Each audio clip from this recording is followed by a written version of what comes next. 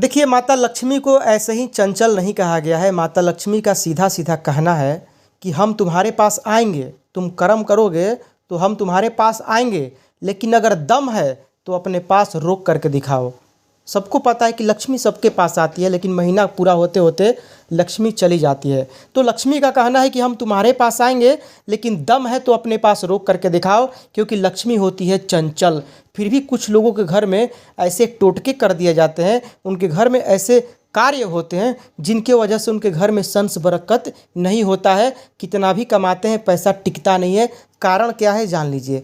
माता लक्ष्मी जो होती हैं, आपने देखा होगा क्षीर सागर में भगवान विष्णु शयन करते हैं शेषनाग के सैया पर, तो वहाँ पे माता लक्ष्मी पैर दबाती हैं।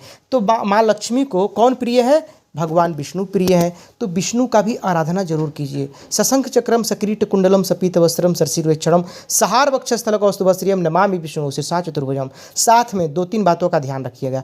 आपको दो चार उपाय बताएंगे, अगर आप कर देते हैं तो माँ लक्ष्मी हमेशा आप पे प्रसन्न रहेगी।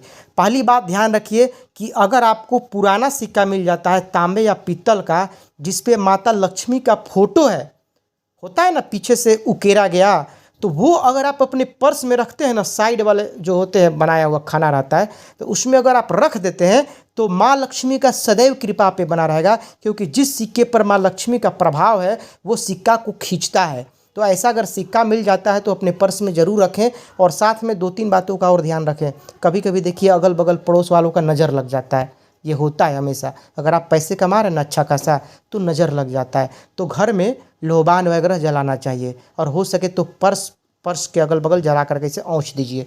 और दो तीन बात का ध्यान रखिए।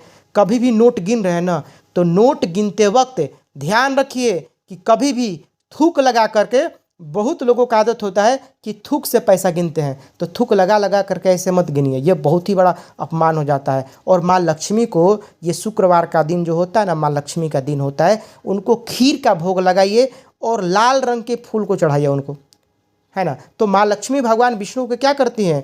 पैर दबाती हैं। तो माँ लक्ष्मी को प्रसन्न करना है, भगवान विष्णु को भी प्रसन्न करना पड़ेगा, दोनों को प्रसन्न करना पड़ेगा। लक्ष्मी नारायण और माँ लक्ष्मी दोनों को प्रसन्न करना है। घर में कभी भी गंदगी मत रखिए। सुबह सुबह उठ करके पहला काम कीजिए कि अपना जो गेट है ना, मेन गेट, उसको हमेशा पानी मार के धो देना चाहिए।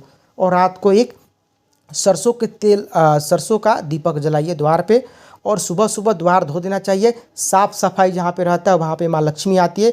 दो बातें और, आपके घर में अगर बड़े बुजुर्ग का अपमान होता है, बड़े बुजुर्ग वगैरह का अपमान होता है, तो माता लक्ष्मी वहाँ पे नहीं टिकती। क्योंकि माँ लक्ष्मी एक स्त्री हैं, और स्त्री के अपमान को कभी नहीं सहन करती है। तो आपके घर में अगर किसी बूढ़े बुजुर्ग का अपमान हो रहा है, तो वैसे सिचुएशन में देखिएगा हमेशा घर में संस बरकत का कमी रहता है। तो ये चीज़ ध्यान में रखिएगा।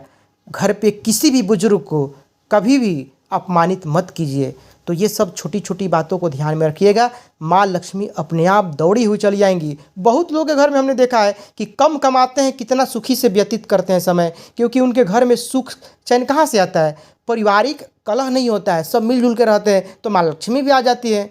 तो ये सब छोटी छोटी बातें ध्यान रखना है। नोट कभी भी नोट को थूक से नहीं गिनना है। घर में बड़े बुजुर्ग का कभी अपमान नहीं करना है। माँ लक्ष्मी को लाल रंग का फूल चढ़ाना है। तो ये सब छोटा छोटा बात का ध्यान रखिए, तो माँ लक्ष्मी और लक्ष्मी नारायण हमेशा प्रसन्न आप पे रहेंगे।